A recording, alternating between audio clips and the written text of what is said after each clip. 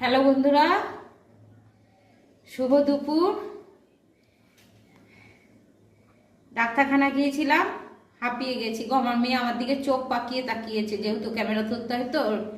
বাজার থেকে আসলাম, দিয়ে বাপের বাড়ির সামনেই বাজারে নামলাম। নিজের কটা জিনিস কিনবার জন্য ডাক্তার দেখিয়ে এসে কটা জিনিস কিনে নিয়ে এসেছি। প্রথমে আছে 6টা ডিম নিয়ে এসেছি। আমাদের এখানে 6 টাকা করে ডিম। 6টা ডিম নিয়ে এসেছি। 1 কিলো কচুর গাঁটি নিয়ে এসেছি। 500 আপেল কুল কিনে নিয়ে এসেছি।